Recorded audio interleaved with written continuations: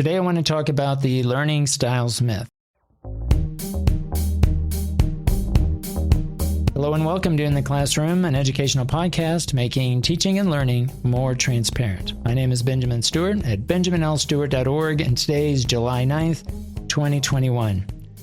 Before we get into today's topic, if you have any opinions, any ideas about what's being discussed today, if you want to share those, feel free to reach out to me at my Twitter handle at BNLEEZ. If you wish to be a part of the Discord community, you can access the link to that community by going to benjaminlstewart.org. Today I want to talk about learning styles, and there was a recent video that appeared in YouTube that really sparked this idea. I know in my particular case, I see a lot of students wanting to research learning styles. We have a course called Thesis Seminar, and it's very typical. In fact, it's common to have a few students always looking at learning styles or multiple intelligences as a topic for their research. And that's usually when we have a topic or a discussion, I should say, about really the feasibility, the applicability of pursuing such a topic when there is a lot of research out there that supports the idea of learning styles as a myth. Usually students come to this discussion with the premise that each individual student has maybe one or two very typical or common learning styles that work best for them in all situations, in all learning situations. And so then it's the role of the teacher to identify those learning styles at the individual level and then try to design a lesson or task or an educative experience that accounts for those individual preferences or those individual styles. This is really the premise of this video that was just uploaded today to YouTube, where they basically say this is a myth. And there's other videos and other research out there that support this idea, but this particular video is a good one to start with. And in fact, I will include this a link to the video in the show notes. But I think it's worth mentioning to the learners that I come in contact with that if you're thinking about doing a study that relates to learning styles, perhaps instead look at it from maybe a performance aspect or maybe even an assessment standpoint, thinking of it as maybe looking at it from the perspective of a performance task or a project, or maybe investigating a problem if we want to look at a problem-based learning, project-based learning, or performance task. And looking at each of these in terms of having an objective, maybe students are assuming particular roles, maybe there's an audience that's involved that is part of the project or the performance task.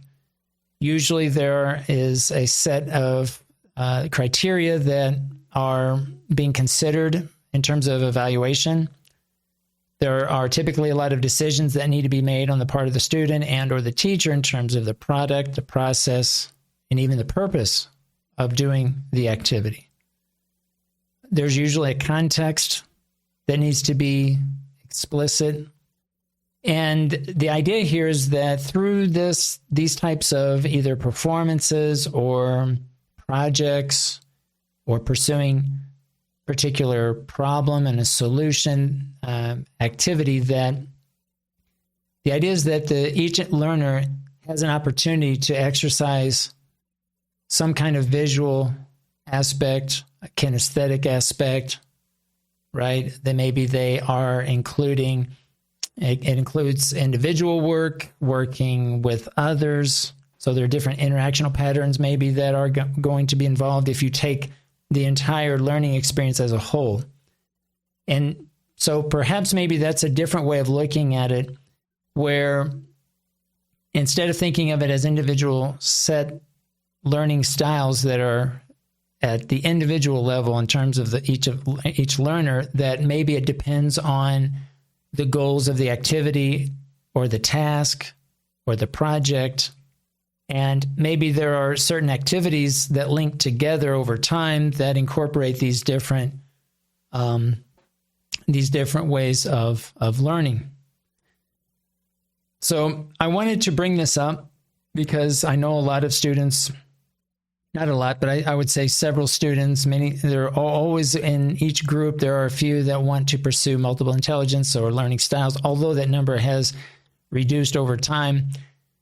I wanted to share this video with you, share the sources, do your own research, look in the literature to see what others have done in terms of quote-unquote learning styles, and make your own decisions. Make sure that you're well-informed before you get into learning styles. And, even from a practical standpoint, again, I'm thinking about Thesis Seminar, which is a 16-week course, which really doesn't give learners a lot of time to collect data. Usually, learners are limited to 2 to 3 weeks to collect the data. So in that particular context, usually when you're dealing with learning styles, it's not typically a good topic to pursue. So think about it, take a look at this video, talk with other instructors about your decisions if you're thinking about doing any kind of research that relates to learning styles, and try to make the most informed decision as possible. This has been In the Classroom, an educational podcast making teaching and learning more transparent. Thanks for listening.